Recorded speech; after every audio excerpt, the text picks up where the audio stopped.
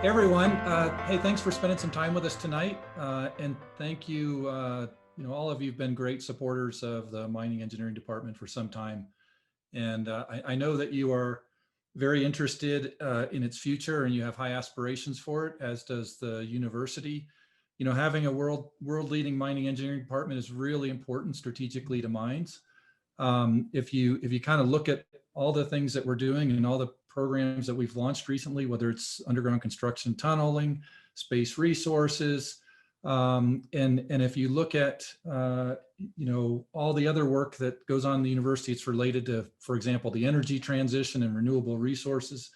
None of those things are possible without expertise in mining engineering, and certainly mineral extraction is going to be key to the energy transition. It's going to be, and being able to do that in a sort of climate friendly way is becoming more and more important. Issues related to national security and critical minerals and all those kinds of things all have connections back to mining engineering. And if Colorado School of Mines wants to play an important role in those, we have to have that world-class mining engineering department. So I really appreciate all of your involvement in this and helping us to head it, make sure we reach that aspiration. The other thing that's really important, obviously we want to be at the forefront of education and research. We need mining engineering to be really closely connected to all the other programs at mines. And, that's why we chose Steve to be the new leader of the program. He's got a great history of obviously in industry and academia, but he's also shown that he can do exactly what we need to do with other departments here at mines. And we are really so excited about him taking over and very, very supportive of his vision for the department. And before I turn it back over to Steve, he asked me just make a couple comments about what's been going on at mines in case you haven't been familiar. We did open up this fall. We did offer classes in person, as many as we could, given restrictions on capacity and everything like that. After we get through this week, it's Thanksgiving. After Thanksgiving, we're remote for the last couple of weeks of classes, but campus is still open for students to meet. And we're looking forward to coming back in the spring with even more of an in-person presence than this past fall. I will say, since we've got students here on the call, and poor Sammy has had to be on more Zoom calls with me than she probably ever wanted to be this semester.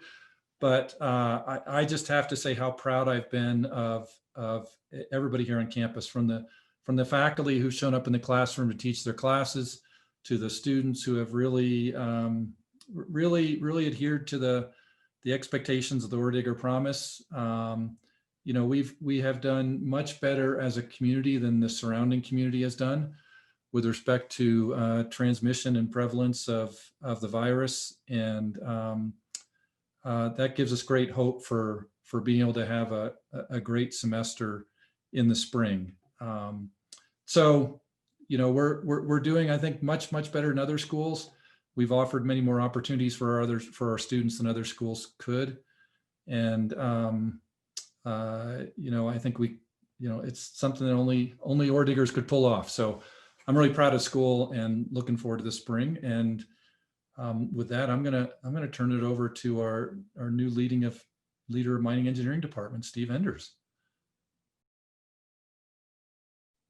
Yeah, thanks, Paul. I really appreciate your kind comments and your support of the mining engineering department. It's a pleasure to have you as president of the school.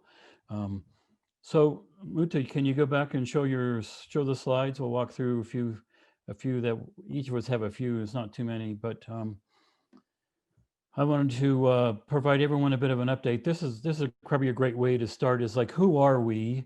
And so for those of you who haven't been on campus and interfaced with the department for quite a while, you'll know that we have a dozen. So we have 12 tenured track faculty, 6 professors, 4 associate professors, and 2 assistant professors. And what's interesting is we have a broad range of backgrounds and expertise. So it ranges from Nicole Smith, who's a cultural anthropologist on our faculty, to having Masami Nakagawa, who's a mechanical engineer, Elizabeth Holly and I are both geologists and geological engineers. We have geotechnical people. We have a new complement of mineral processing and extractive metallurgy on our faculty.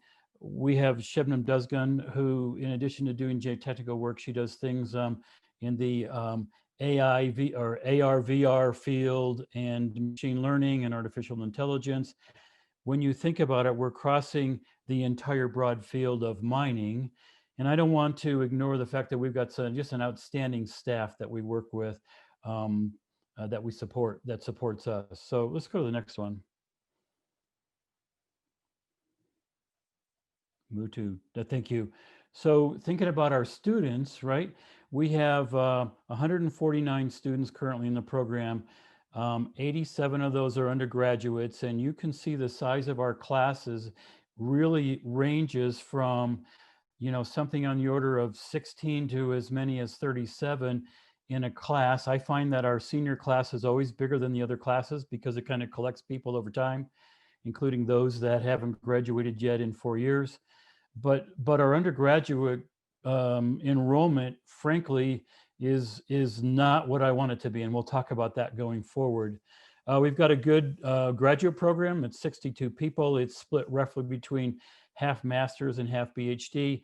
Barb's going to talk about our professional master's program in a little bit. Here are the things that we emphasize today in terms of teaching. It's the classic mining, engineering, and related technical disciplines that you all are familiar with. But we additionally have an Earth Resources Development Engineering graduate program that spans things beyond traditional mining engineering. And so that's a program that encompasses anyone with an engineering undergraduate degree who wants to study topics in mining. And these can range from sustainability and environmental aspects of things to the social side of things, in addition to classic mining engineering. And then the mineral processing and extractive metallurgy program completes our department such that we now cover the entire mining life cycle.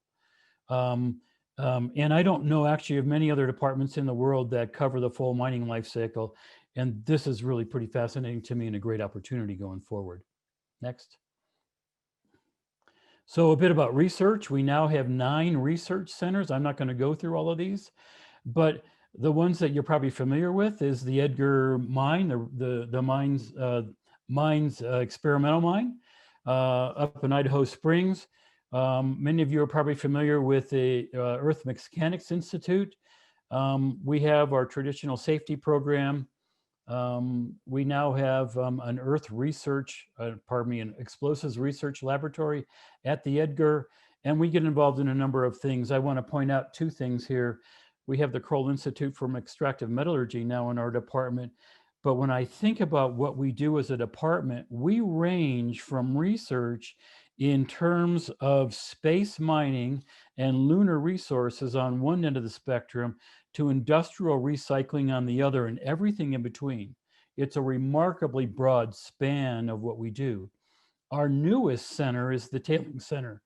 It's an industry university cooperative research center that we are we have a memorandum of understanding with Colorado State University and the University of Arizona. And some of you might know Mike Henderson from his long career in the geotechnical side of the business. And he's the center director for that. And we have that center housed at Mines. And that's our newest one. We're expecting a press release out on that anytime this week. Let's go to the next one. So a lot of you know about where we've been, right? We were formed in 1874, the first department at Mines to be formed to provide scientific and engineering support to Colorado's booming mine industry. You all know that. What we do today is we're not just supporting Colorado's booming mining industry, we're supporting the world's booming mining industry from the Colorado's gold mines, and obviously not entirely on our own. So today we have a multidisciplinary program that has a strong emphasis on applied engineering, education, and research. It includes the Edgar Mine, which is a hands-on piece of what we do. And we have a bunch of other unique facilities listed on the previous slide. So I like to look at it this way. We're very broad in scope these days. It ranges from space mining to deep underground mining. It ranges from mineral processing to industrial cycling, and it ranges from detailed technical and technical engineering kind of topics to very broad social and environmental things. It's just not the department that we grew up in when we were here. Next. So where are we going? I have an entire 50-minute lecture on where we're going, and I put it all in one slide.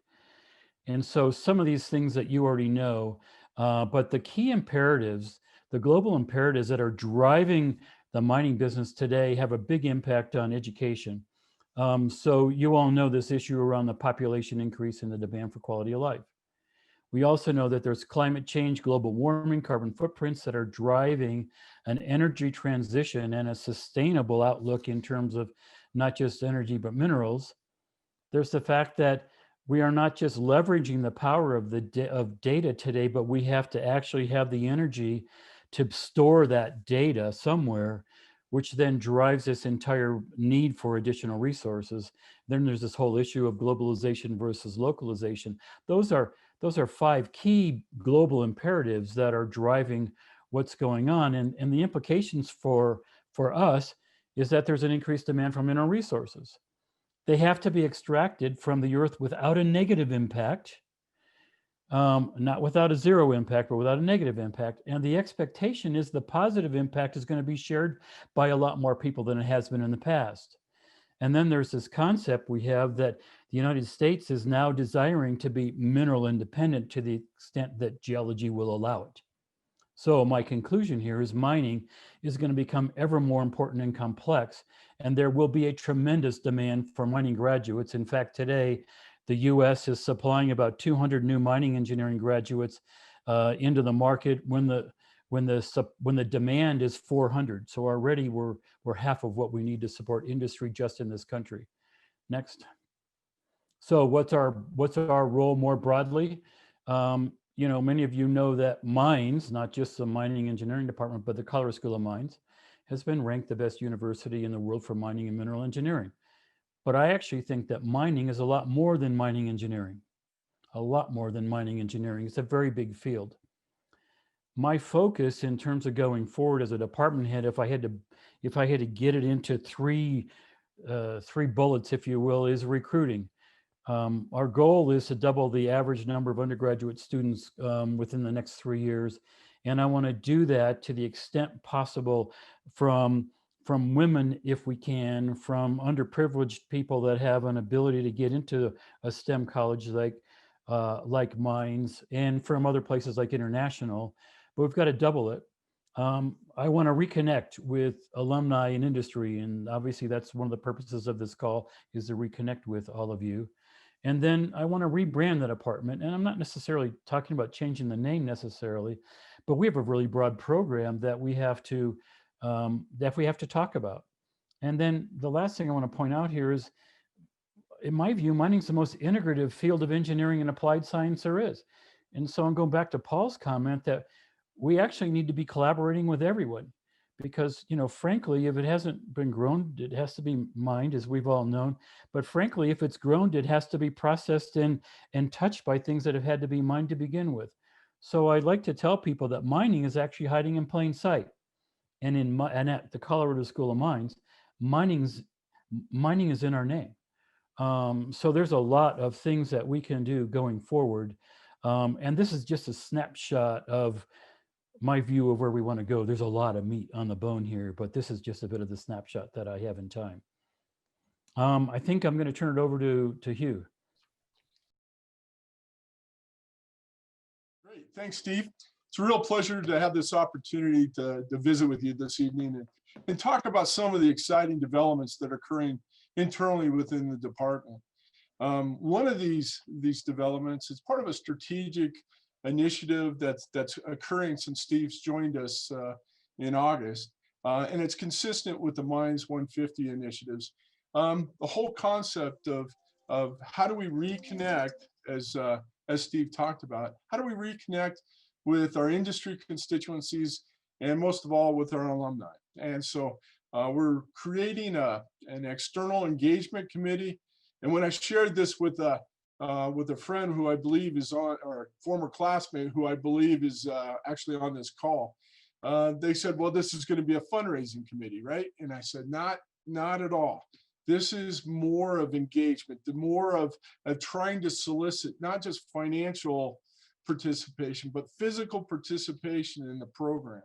So as Steve, I, and several other faculty members have started developing the concept for this committee, it's going to focus on the interface between the department and, again, our constituencies.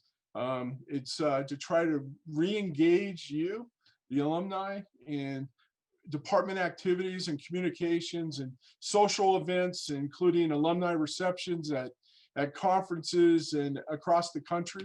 We'll work with the Alumni Association and the foundation to try to stimulate some of this activity, something that's been missing for quite a few years. And then again, we want to engage your participation in the program as well as student activities. And this is both in terms of academic development courses, as well as professional activities that benefit the students. Part of this includes your involvement in a mining seminar speaker series and guest lectures in the graduate seminar, as well as the SME student chapter, and in courses themselves. And a critical part of student professional development is their internships and professional experiences. And and it's been difficult in the past, particularly for freshmen and sophomores, to find valuable experiences of this sort. So we'll work with the Career Center at Mines to develop and through our relationships with industry and alumni, to try to build this program to provide a meaningful experience for every graduate coming out of Mines. And it's part of the brand, right? So going to brand, we have marketing issues. So we have a branding element of the students that we produce. They have a specific brand in industry, and you guys all know what that is. So the idea is that brand has to evolve with time based on the needs of industry. And it's part of that process through collaboration that we know what that brand ends up needing to be. We have an excellent external reputation in industry, but not so much with the students that are entering higher education. So the whole issues about recruiting are built into that. And then internal reputations with other departments, the administration within Mines, all of that we need to nurture and develop over time. And then, of course, the solicitation of support. And it's the inherent nature of academia that we need resources. And again, not all of these things have to be financial. They can be your participation in these programs. And we talk about everything from department operations to the improvement of laboratory facilities for both undergraduate and graduate education, but also for research activities. Another thing is the funding of student field trips and conferences and all of that type of activity. And then in today's world, the cost of education is high. So when we start looking at scholarships and student assistance, that's important. And then there are also opportunities to engage in the major business units that comprise the mining department. As Steve talked about, the Edgar Mine, EMI, the Explosive Research Lab, IMSIS, Occupational Safety and Health, and then the underground construction and tunneling programs. Matthew, next slide, please. So it was kind of neat. When Steve first came in, we started having this discussion about, what does the mining department really need to have in order to focus to enhance the educational experience of our students? Because that actually transitioned to a number of priorities, from student recruiting and retention and satisfaction to where we do capital budgeting, what do we try to improve, and then the reputation elements as well. And so Steve thought it made sense to do an informal alumni survey, and it was extremely interesting seeing the results that came out of that. It was a single question, very simple, sent out to a random set of alumni based on when they graduated. the simple question was, what meaningful activities had the greatest impact on your learning experience and professional development as a student at Mines? And so it was sent out to 81 alums, of which we received 21 responses to date. So it's a 26% response rate, which isn't horrible, but it's not as good as we had hoped. And you can see the distribution of the replies based from 2000 to present, and then the mid-career people, 1980 to 2000, and then those that are encroaching upon retirement, 1960 to 1980, and then though we had one person that actually graduated before 1960 that responded. With who? And the comments that we received were interesting. So if you look at issues associated with the Edgar mine, the experience of working there, courses that you took there, including surveying, opportunities of shifting and being engaged in the student mine management team, as well as field session in general, as well as field trips to mining operations. So if you look at that component, that top component, it emphasizes the value of hands-on learning. And that was a real important element of the importance of the experiences that are associated with the Edgar field sessions, surveying, interaction, all of that was understood. And then we look at what the next stage category is right? And faculty members that have a specific influence on students. And to less things like that from this, but it gives us clear direction of where we need to focus at. So I'm Jürgen Brun. I want to talk to you about the two top comments here. If you can go to the next slide, please. Here you see from the alumni summer field camp and the Edgar mine. We really wanted to make the summer field camp a signature experience for our students, and what better to do but adding a 1 week long field trip or series of field trips to different mines in the nearby areas. And we tried this for the first time last summer. It worked great. We spent a week at various mines. We had Cripple Creek in Victor in southern Colorado, Climax, Henderson, the moly operations that Freeport has. We went to the Ewell Marble Quarry. Ewell Marble, that's where a lot of the monuments in Washington, D.C. were cut out of that. It's a dimensional stone operation. Then West Elk underground and Trapper surface coal mines. We went to the Hanging Lake Tunnel. You see a picture here. And then also visited the National Mining Hall of Fame Museum in Leadville. And so this was very successful. Unfortunately, we couldn't do this again this summer due to COVID, but we decided we don't want to extend our program. We still need the regular 4-week program for the field trip, for the field camp, for the field session. There is 1 week of Part 48 new miner training, 2 weeks of surveying, which is I think extremely important because GPS systems work on the surface, but they don't work in underground operations. And then we also need to keep the mine planning software training element in there. So what we will do starting this summer is we'll break the field camp up into two 2-week segments. One is following the sophomore year and one is following the junior year. And then after each of these 2-week segments, students will have the optional opportunity to join a 1-week-long field trip where we visit mines and really make this a signature experience. Next slide, please. The other topic I want to talk about is the Edgar mine. Again, that's also a signature experience for our students. We did a lot of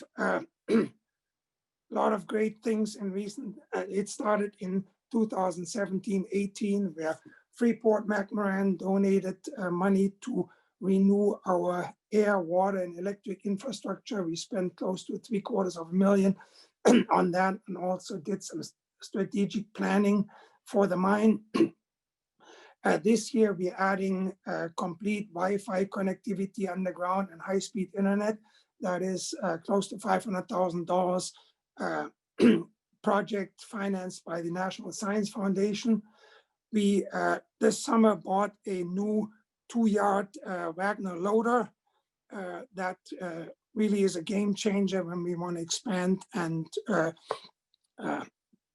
change the mine to accommodate new research projects. Lee Fraunapfer, former mine manager at the Henderson mine, is now the manager up at the Edgar, and he has done amazing things, expanding, cleaning up. We're doing an expansion at the old Miami end of the mine to add a second fan up there to be able to split the mine into 2 halves to have different activities. For instance, mine rescue in 1 half of the mine that smokes up the entries, and then research in the other half. We have petroleum engineering involved in a new underground drilling experience for the students. They have an Apache drill that was donated, and they work on drilling and instrumentation and automation of drilling. And then next slide, please. We're adding a new door. I'm sorry, this is the research. That'll be the last slide. We're adding a new door to the Army added side. That was a project that was bid out at $400,000. We couldn't afford it. We did it ourselves, spending a total of $40,000. We have a lot of research going on at the mine. We have, together with mechanical engineering, I've built a 100-foot explosion reactor that is used to test how to prevent methane explosions in coal mines. We're shooting into a noise attenuating container. We're having projects financed by the Alpha Foundation, by NIOSH, where we look at nano dust formation and its impact on miners' lungs. And then last slide, please. Again, students are engaged in a lot of the work at the Edgar. Student workers are really an asset there, and they learn how to operate safely and how to work in a team environment in a real mine, working on construction, working on mining activities. So again, this is a great place to learn, a great place to engage other departments, in fact, the entire campus. We want to, for the future, add office, more classroom, and change facilities, sanitary facilities to the mine to widen the opportunities for all mines departments, faculty, and students to utilize the Edgar. So you're cordially invited to visit us. A lot of it has changed, and a lot of things are still changing, so you may not even recognize the mine anymore. Thank you. Okay, I suppose I'm up next. I always love pictures of wildlife at mine sites, because having done a lot of permitting in my days, they always say that we're going to chase away all the animals from the site. Steve mentioned that mining is a lot more than mining engineering, and that's really what the definition of the professional masters in mining engineering and management is. The MPMEM, as we acronym it, is a fully online program that officially launched in August of this year. It was approved several years ago, but due to some online accreditation issues, we initially offered our courses to our first cohort of students as non-degree seeking graduate students. They made it nearly halfway through the program and finally were able to join the program in August once the accreditation was received. I'm happy to report that we expect to have 5 new graduates from this program this coming summer.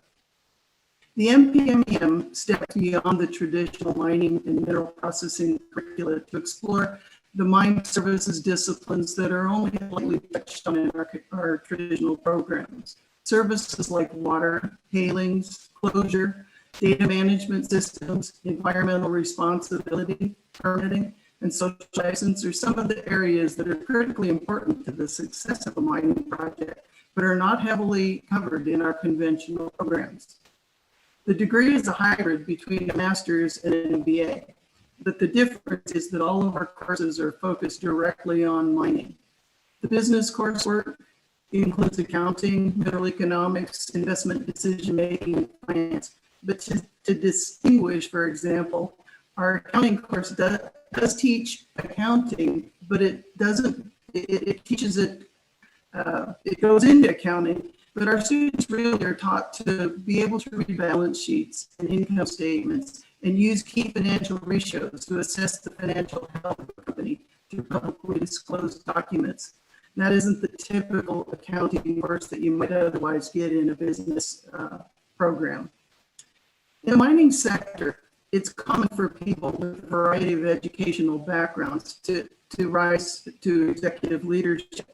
These folks may or may not have a formal training in mining or process engineering, but they are currently in the workforce and they are moving up the ladder. These are the people that are precisely the targets of our MP-MEM program. We require our students to have an engineering degree of any kind and at least 5 years experience in the mining sector. Some of our students have 25 and 30 years of experience in the mining sector. So we have some very interesting discussions. Beyond the mine services and business courses, our mine engineering topics are the standards: geology, mining, and processing. But our courses don't teach students how to build an exploration program for a mine or to design a mineral process. Mines has plenty of other courses that cover that already. Instead, our courses focus on what an executive needs to know in order to effectively manage and lead these critically important cost centers. We use a combination of in-house faculty with significant industry experience and outside industry experts who are retained as adjuncts.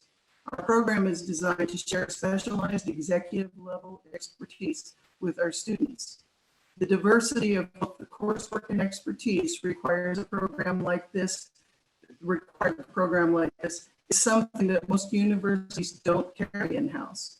This is probably why when we did our market research in the early days of the program, we found no other universities anywhere in the world that had a program that was comparable to the MP-MEM. It truly is a program that's unique to the Colorado School of Mines. I've often said that the MP-MEM teaches students everything I wish I would have known when I took over as president of an international engineering consultancy or as president of a publicly traded mining company. It took me an entire career to learn the ropes of most businesses. With the personnel gaps that exist in the mining industry today, our students are being promoted so much more rapidly than I ever was, that it's more important than ever that they have access to a program like a professional master's, where they learn from the experts much earlier in their career what it takes to be a competent, qualified, and a diversified mining executive these days. Thank you very much. And back to you. Awesome.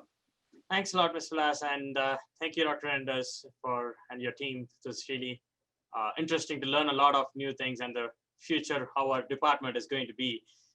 Now it's time to introduce our students here who are there to share their experience. Like a famous English philosopher said, every new generation must rewrite history in its own way. And I hope we and the current generation, we can rewrite something better than what our professors have tried to train us so far. One of the things, all of these students out here have a lot of leadership experience, not just in the mining department, but also on campus, and try to have a lot of involvement in community engagement. I would start with myself and then introduce the subsequent students out here. First, myself, I'm a graduate student doing my PhD program. This is my 5th year at Mines. I started in 2015 as a master's student. I did a thesis master's. I didn't realize I would do a PhD then, but mine was pretty great, and EMI where I've been working was amazing. So I decided to continue for a PhD, and that's where I am. I have a background of 3 years working in underground coal mines. I started as working there in field operations, handling a fire and recovery for a year, and sort of that motivated me for my master's where I got in. But one of the things an experience which has been always, which kept me here at Mines is the impact of the research which we have. And I didn't realize that when I was close to finishing my master's, where I was working with the Hecla Mining Company for the vein miner. And I went there, saw the mine site. We went all around the mine, saw where the equipment would be deployed, what operational changes it would bring in, what their operations are. And someone working in coal mines before that and coming in and seeing that my work is creating such an impact, though it's a small part, that meant a lot to me. And the sort of satisfaction which you get is immeasurable. One other thing which I would also like to point out is the freedom which is there in this department to let me explore. I have done courses not just in mining, but various other departments. I've also been active in a lot of student bodies, and that's freedom provided by my advisor and the department to explore things like the graduate student body. And I'm myself with Lucas, who's going to talk soon with organizing the mining seminars for the last couple of years. It's been a great experience, and I hope the subsequent students can get the same. I hand over now to introduce Lucas Fall. He's a PhD student, and he has been amazing trying to lead the mining seminar and a lot of other activities. And his future is in the technology side for mining. Lucas, please. Thank you so much, Muthu, and thank you all for joining us today. It's really quite an honor to be speaking to you today. It's I hope I'm at some point going to be an alum of the school too. I still got 1 more year to go for my PhD. So maybe to just give you a little bit of background, I got my master's and bachelor's in Germany in mining engineering. So I'm a kind of a fellow German to Jürgen. He actually kind of dragged me over here and gave me an offer to come work with the department, and I haven't regretted it a single minute. It's been really just a blast.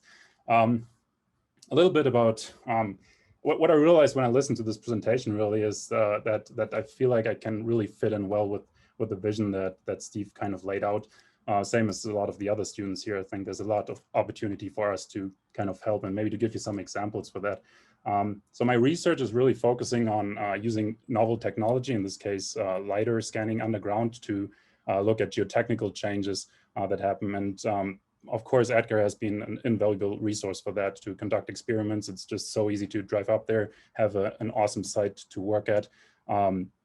I've also been working with the Henderson mine here of Freeport in Colorado, and obviously being at mines gives you a lot of already credential to do that, and that's really due to all the great work of the faculty and the school, and of course the alumni as well. So that's really been awesome to do.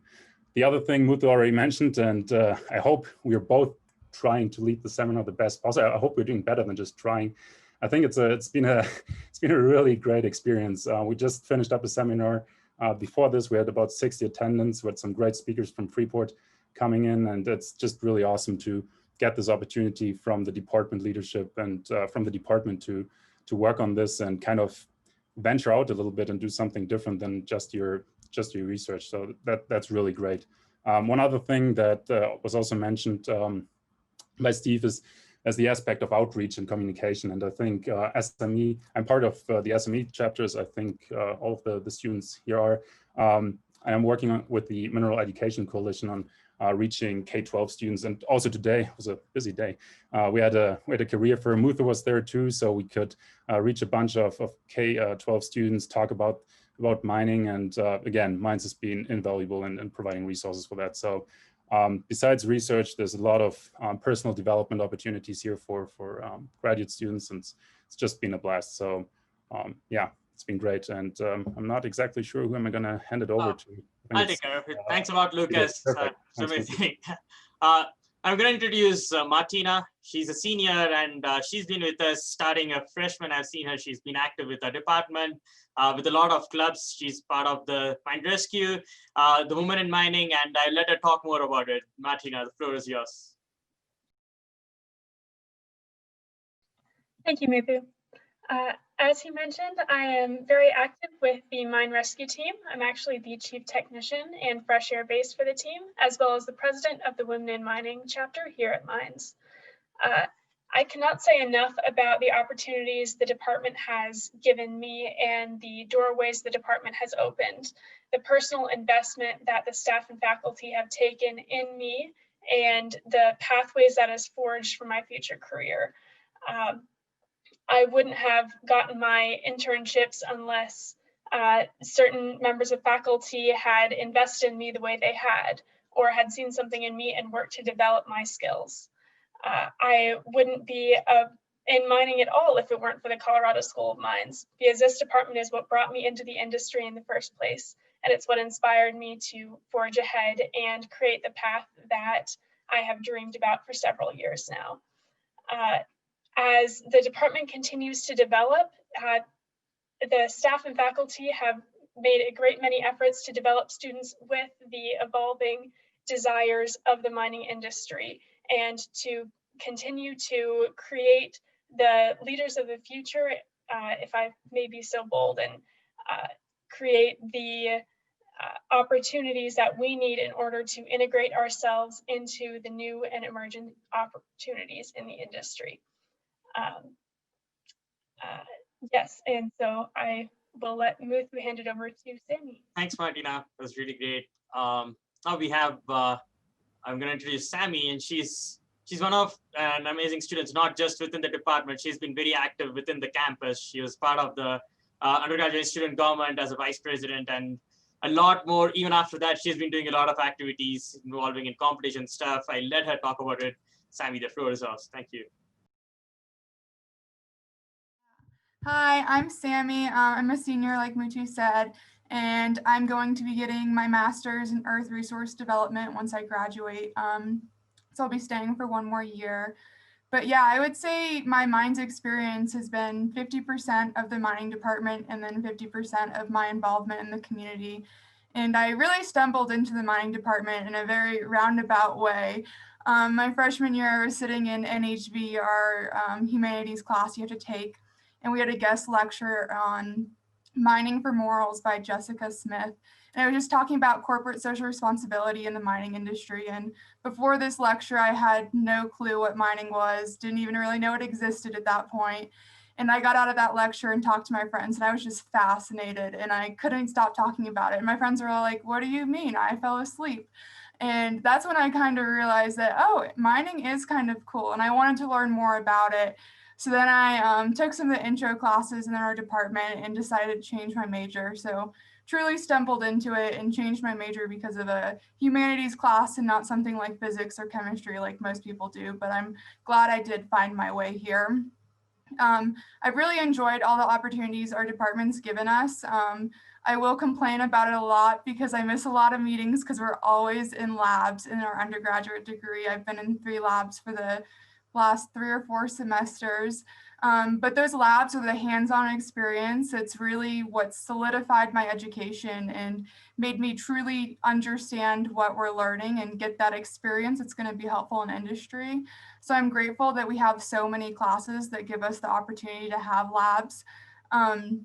Also for things like field session, that was awesome to go hands-on and tour mines. That was the first time I ever entered a mine myself, was field session. So that was a great opportunity to show me something new. But then my experience has also been a lot of not of the mining department as much with my involvement in the community. So I was the former student body president with undergraduate student government last year, and now I'm the current student body vice president. I'm also a lead peer mentor, so I planned the orientation event that we have and the service event that goes on. And why I love student government so much is because I like to hear what the students' concerns are and listen to them and see what the student population wants to change and make that change. I truly believe when you enter a place that you should try and leave it better than you found it. And I've been able to implement that through student government. The most recent things that's been a big discussion on our campus is what we're going to be doing for spring break because of COVID. Travel plans are a little different and long-term breaks are a little different. And the student body found out that Mines might not be having a full week. There's no formal decision yet, but if you can reflect back to when you were a student, not having a full week of spring break would be pretty scary and missing out on great opportunities and everything. So our students instantly erupted in comments and everything like that. So I enjoyed hearing it all and working with administration to figure out how we can come to a solution that best accommodates everyone, keeping us safe and keeping all the students happy. I truly am grateful for those opportunities too, because I feel like my experiences in leadership and involvement will translate to the mining industry when I'm working. I've been able to experience that in my groups. There's so many lab reports that you do in groups and senior design and everything like that. And my experiences in leadership positions has helped me learn how to communicate with my team for lab reports and how we succeed in that area. And I'm really excited to see where this master's in Earth Resource Development Engineering takes me, because the interdisciplinary option to do social responsibility is what got me into mining. So this is a great opportunity for me.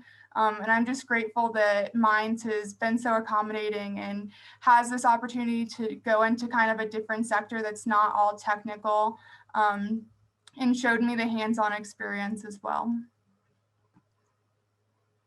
Great. Thanks a lot, Sammy. That was, I'm glad you're joining grad school, and welcome to grad school as a graduate student. Right? We're glad you're staying with us for more time.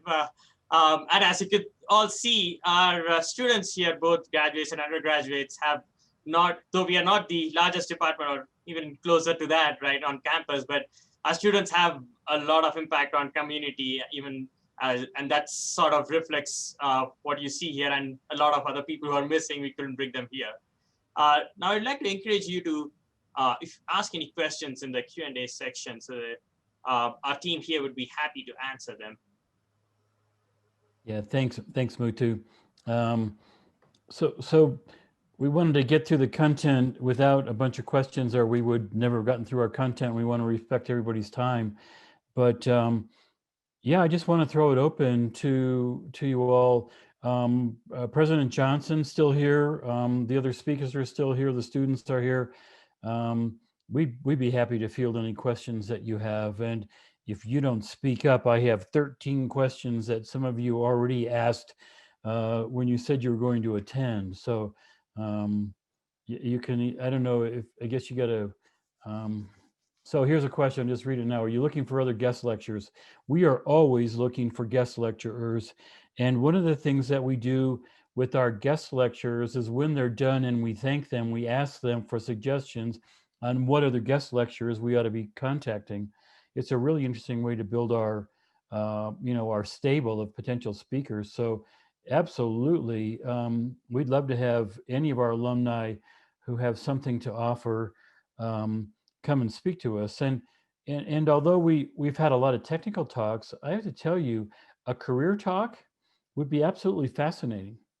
Would be, I started out as a student and here's where I ended up, would be a fascinating story. So you can contact us separately from this, but either Mutu or Lucas would be happy to follow up with that.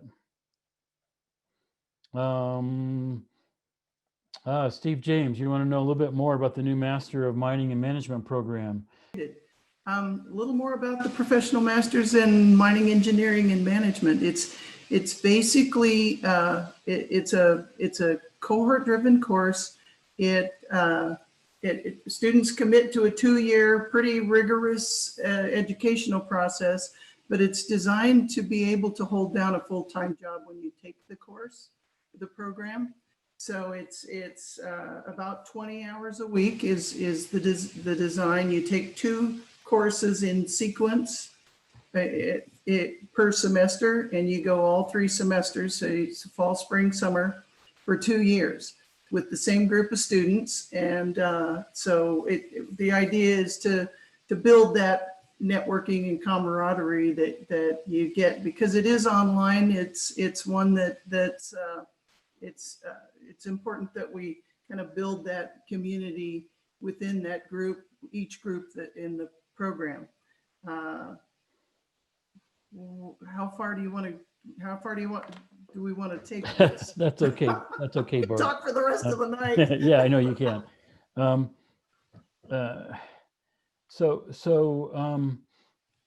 of the questions that came up when people RSVP that they were going to attend is one I want to throw over to Paul Johnson for a bit, because we have our own view internally in the department. But the question, Paul, was what's the impact of COVID on our international student population? Well, it's definitely down. That's true across the U.S. At pretty much all schools. So, some students just couldn't get from their countries to Mines for the beginning of the semester. We did offer the ability, actually, for all students to take any class remotely this semester. So you could start the semester wherever your country of origin was, and participate in any of the classes on campus this semester. But the quick answer, Steve, is yeah, it's down. Yeah, thanks, Paul. And then I think it was either Jürgen or Hugh I was talking to today. We were just talking about what the impact is our students in our department, and my understanding is we have a small cohort or sub-cohort of students that live in Indonesia and some others that live in Turkey, and they are attending our courses in real time. So Yeah, you so know that's, what they're doing. yeah, it's a tremendous commitment for them. If the course is at 2 in the afternoon here, Indonesia has 12 hours off, so they're doing this at 2 a.m. in the morning, and it's amazing how they're hanging in there. I communicate with a lot of them on email, but yeah, it's pretty nice. Let's see what else. Oh, so Bill Warfield, he wanted to know, Barb, how the industry's accepted the new degree program.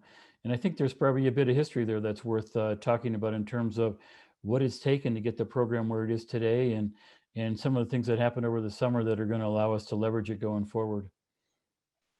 The accreditation issue was something that really slowed us down. Our program was approved in 2018 in February, I believe, by the Board of Trustees. We went full bore and got everything ready to go to launch in the fall, and we found out that the university was not accredited to deliver online degree granting programs at the time, and so we had to slow down. We couldn't advertise the program and that sort of thing. So that slowed us down a lot. Then we went through the accreditation process, and mine's only got one program accredited, which was the space resources. So we didn't, we wait. So we went ahead and launched our first cohort on faith. Our students started basically on faith that we would get the program established, and we did. Before they reach the critical number, they can't exceed 50% of the credits in order to roll them into the program. So that was what happened in August, and so we haven't looked back since then.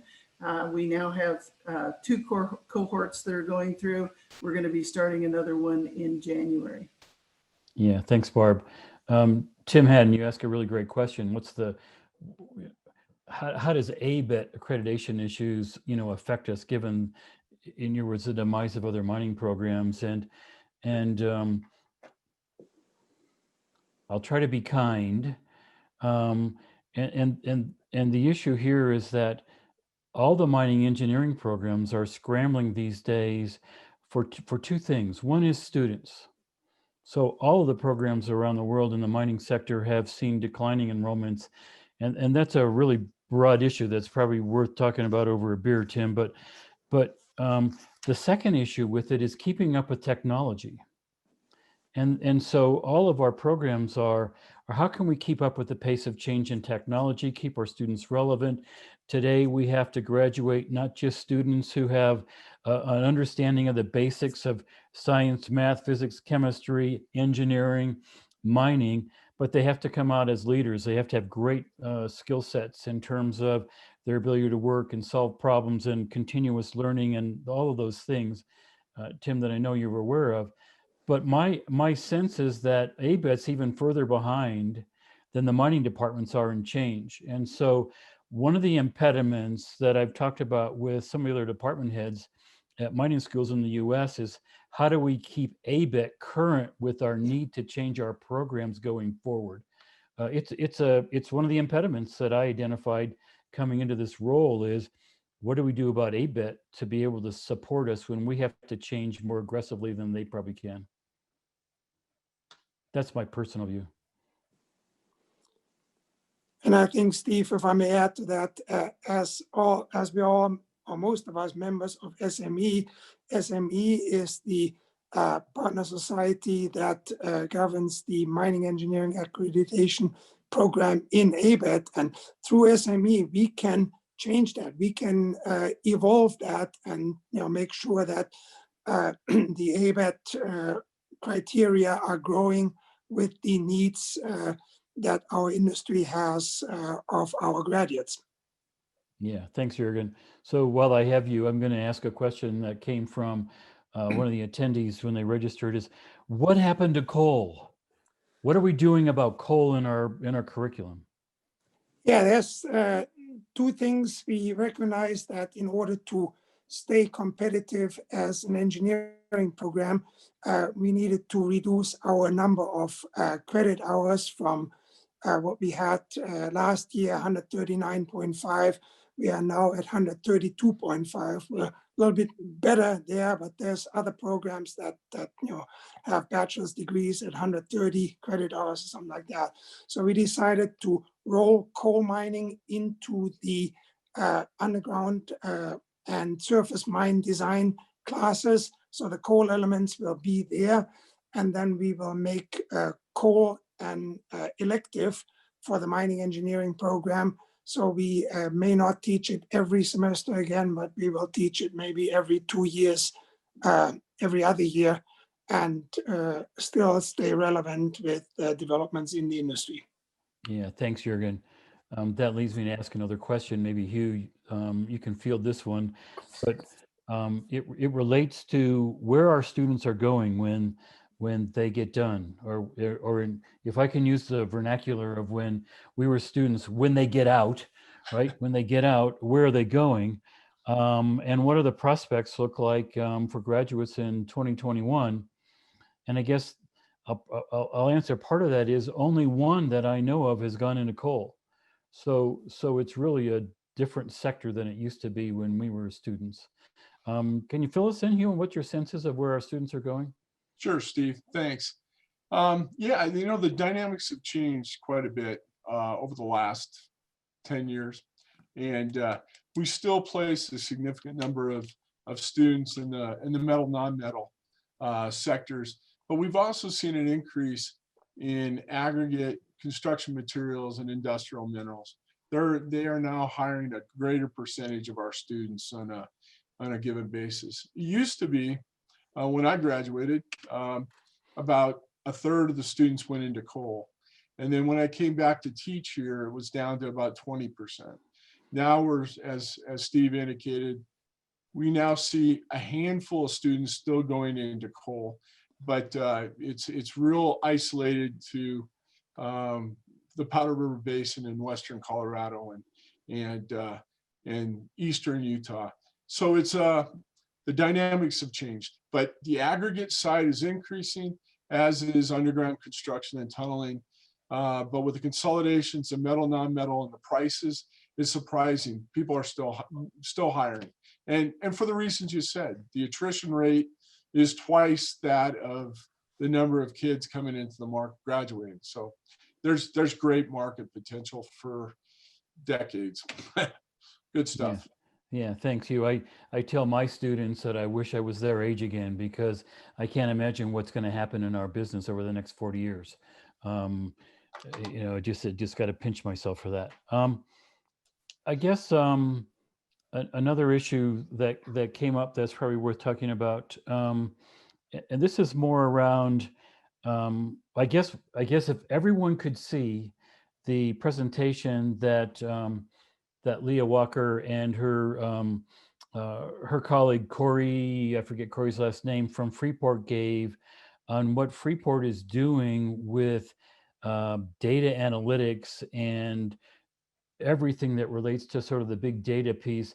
you'd be blown away, or maybe those of you who are currently working in the business understand it. But the question we had really from someone was, I guess it was Mark Vanarelli, asked, what's the status of computational science in our program? Yeah, the mining industry is experiencing a tremendous shift towards what we call the fourth industrial revolution, where every piece of equipment, every piece of mobile equipment, certainly stationary equipment, is now connected on the internet of things. Machines allow you to read data, to diagnose remotely, to operate remotely.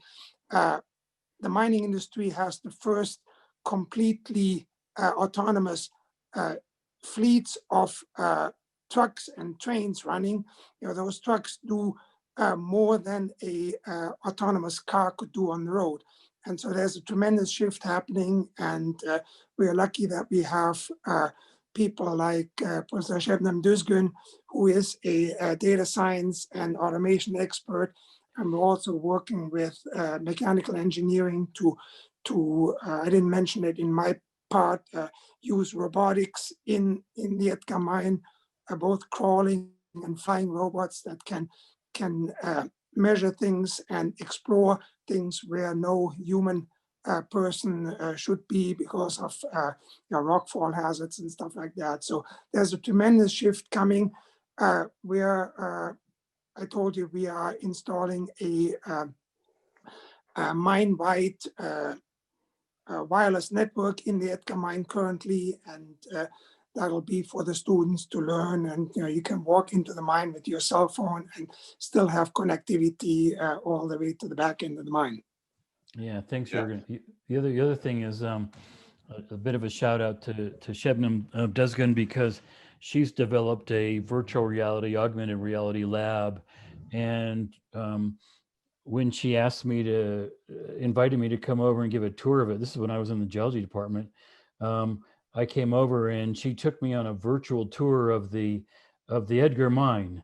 And there was a winds somewhere in the mine, and whether it was real or not, I was walking in her lab, moving around, but I felt like I was walking in one of the drifts in the Edgar mine, and it came to this place that had a winds right there, and it didn't have anything there was no like barriers. It was not a safe place to be. And I tell you what, I talked myself into saying, I'm walking on a concrete floor in her lab. I'm not really walking over that hole. And I got to tell you, I couldn't step forward and put my feet on the black. I couldn't do it. It was such a real experience. So that whole aspect of what we do is going to be really interesting in terms of future education. I think it has to be taught more and more using virtual reality and augmented reality. And so we have that in our department too. It's pretty cool. You wanted to say something?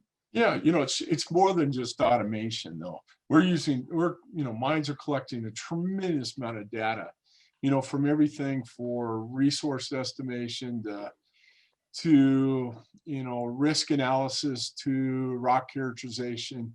All of that data is coming in, and the key here is understanding what data is important, how you use it, getting the right information at the right time to the right people, all the rest of the dynamics of data analytics, and how can we use specific data to benefit the mine and a variety of other disciplines, in other areas of the operation. So we're seeing this, expand greatly: machine health, employee tracking, dispatch systems, material flow, mine-wide monitoring systems, ventilation on demand. All of that stuff is collecting reams of data. And the whole key is, how do we use it? Yeah, thanks. So here's a question that someone gave, and I said, oh, this is my question. And I don't want to spend a lot of time on it, but the question is, what does a mining department need? What are the funding priorities? What are the things that we're doing? And this is not a call to talk about that. But most of you alumni know we have a Mines at 150 campaign, and we also have an I Dig Mines One Day of Giving coming up.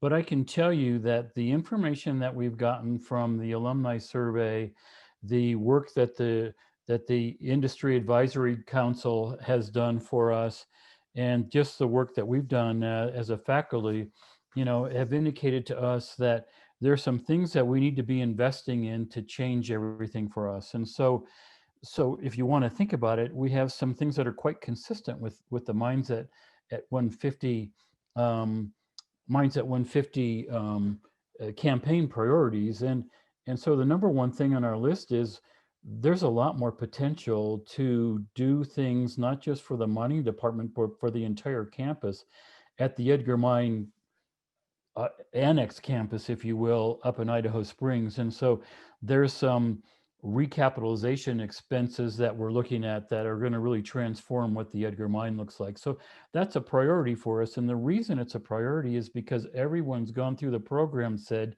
field experiences, hand-on experience, my surveying class or my shifting experience, the Edgar Mine was a transformative experience for me, and I don't see that changing. So that's one of our priorities. Another priority is we've had the Earth Mechanics Institute since something like 1972, and that part of campus where it's located is really being transformed into an entrepreneurial and innovation hub for the campus. And the EMI is smack dab in the middle, and there's an opportunity for us that I'm actually working on, in addition to being head of the mining department, to actually consolidate the EMI along with a core. We're talking about cores of rock, research and educational facility, and a number of other labs that deal with rocks in what's called a subsurface discovery lab.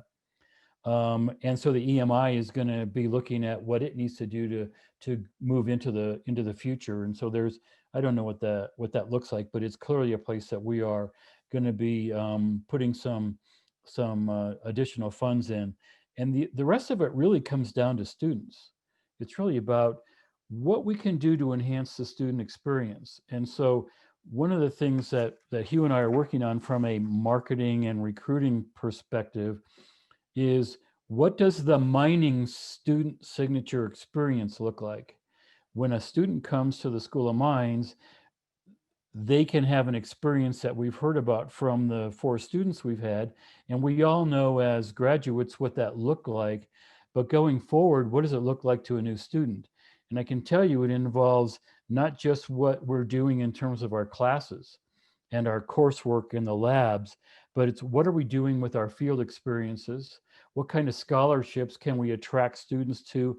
And what kind of a formal internship program and partnership program can we create with industry? So we're always looking for people who want to help us create scholarship opportunities for undergraduates to help them. We're looking for people who said, you know, the mine tour week that I did when I was in field session was the single best thing I want to do. I want to give back to other students. And then there's the mining seminar series, and there's always an opportunity for people to help contribute there, so that when we get back to face-to-face meetings, we can actually pay to have world-class people, including yourselves, come to Mines and give seminars to our students, and we'll be able to reach anywhere in the world with that like we do now, because we have the virtual piece too. So that's a really great question from somebody, and I just want to say those are the things that we are trying to invest in. Let's see, there's another question. How does the underground construction and tunneling program interface with the department? Jürgen, you want to field that one? Yes, I can. The underground construction and tunneling program is a graduate program that is jointly administered between geological engineering, civil engineering, mining engineering. So in mining engineering, we have Dr. Jamal Rostami, who represents the tunneling portion. And so mining graduate students can graduate from mining engineering, but with an emphasis in the tunneling in the tunneling program, or they can also directly sign up for the underground construction tunneling program. Likewise, that goes for students from geological engineering and from civil engineering. So it's kind of a an overarching program that is very popular, very efficient, and yeah, we have a lot of great students in that program. Yeah, Thanks, thanks, Jürgen. There's a question here from Charlie McNeil. He wants to know what steps we're doing to double the size of the undergraduate enrollment in the department. And that's a great question, Charlie. And that's actually a question that all the department heads for the dozen or so mining schools that were represented on the SME mining department head committee or group, if you will, are asking. And we're not the only ones asking that. And I can tell you right now that that there's a huge demand for our students. And what we're finding is that the traditional approaches to recruiting aren't yielding adequate results for any of us. And I'll tell you, the single biggest challenge that we are all facing is the fact that the perception of the mining industry as is a leading deterrent to students and their families.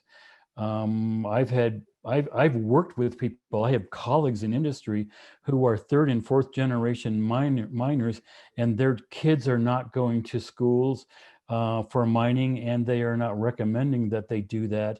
And they know all about the industry. It's a broad perception that we cannot change in our department on its own. However, we can make an impact for sure. So what I've done is I've asked the Industry Advisory Council to step up and help lead. And it turns out that my wife is on that committee, and she is a mining engineer, and she has a recruiting business, and she knows a lot of young professionals. And she has stepped up to help us lead that. And because she's involved actively with women in mining, there is an opportunity for us to tap into that sector in a way that we've not done before.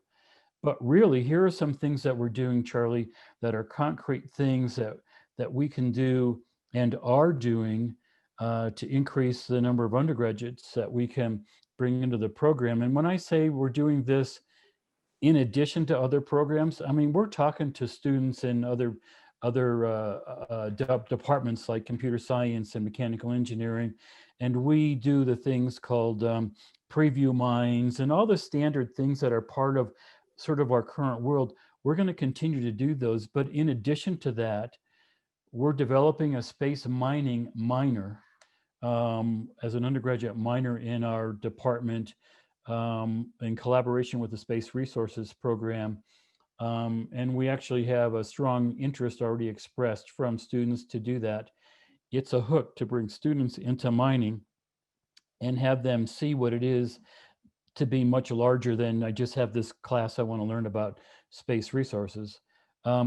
We're looking at developing a summer blasting camp for high school students. Our explosives research program and the explosives engineering program on campus really has a significant potential to be a big interdisciplinary program down the track. And what we know from South Dakota School of Mines and Missouri Rolla is that their blasting camps are major recruiting tools. And Missouri Rolla said that their take of students that attend their blasting camp is 50% when they bring them into their program. So we're going to do that. I've already talked about the Mining Scholars Program and the fact that we need undergraduate scholarships to attract people, both from in-state and out-of-state. We're packaging our summer field trip course that Jürgen talked about to be open to any student on campus without prerequisites. We've had some of our students talk to us about their interest in doing a student-to-student speaker series on campus. And then I've been partnering with Mines Admissions, Financial Aid, and our marketing offices since I got into the department. I've already mentioned women in mining. And then I have to tell you, the other thing I'm looking at is I'm looking at finding money in my department to hire at least a part-time recruiter to dedicate to this. And then we talked a little bit about, Hugh talked a little bit about, branding and the student signature experience and how we have to package that in a way that's different. And when I say what's in a name, what I mean by that is that we know from studies and experience in Germany and in Australia, when mining departments brand themselves and in some cases rename themselves, students go, oh, I'm interested in that. So there's all these things that we're doing, Charlie, and my point is we have to do all of them. We can't just do some of this. So it's a full court press. So here's a question from Dave Gilbert. I'm an old timer from the class of 60. Welcome, Dave. In my time, the 180 hours to graduate allowed many courses and other main disciplines of civil, mechanical, electrical, which served me well during my career in heavy construction of mines and refineries. Can you still provide students this great variety? No, we can't. We can't. Our current curriculum was been reduced from 139.5 hours to 132.5.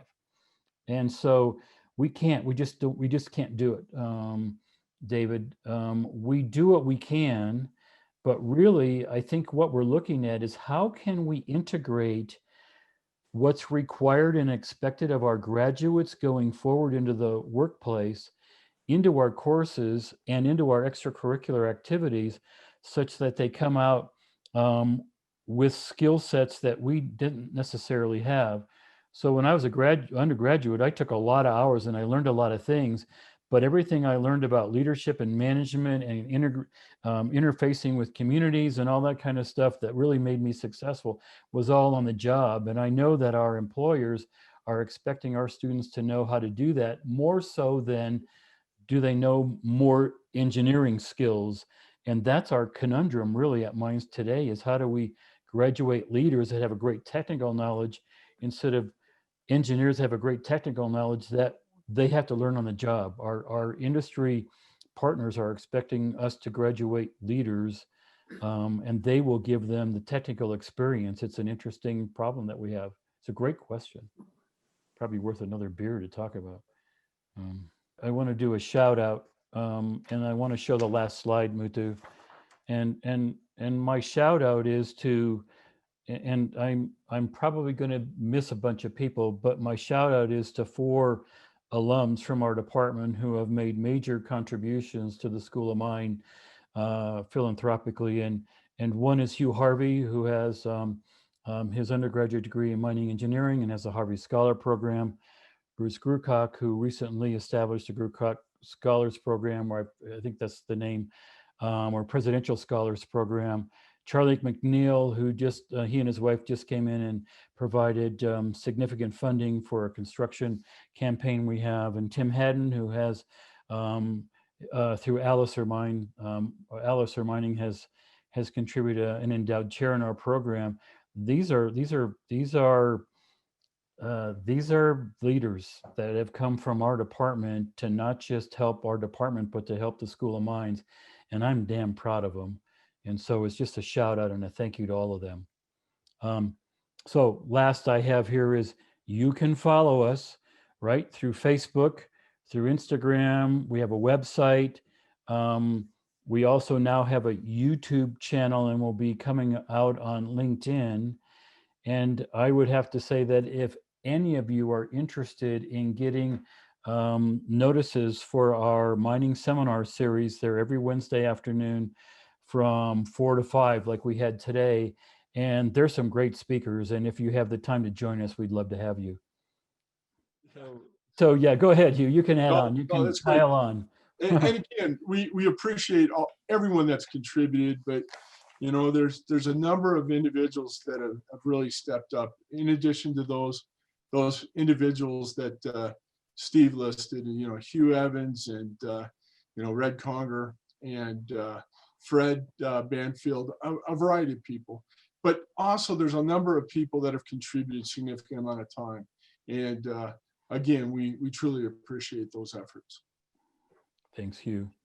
So with that, Muthu, I think we're done, and we can let everyone go on with their evening and thank them profusely for your support, your interest in the department. Love to partner with you on research or student support, or have you come up and visit us at the Edgar Mine or on campus when we can. Our students benefit by rubbing shoulders with people who have been through the program and have had a career of experience. It's really an awesome thing. Thank you, everybody, and have a great night.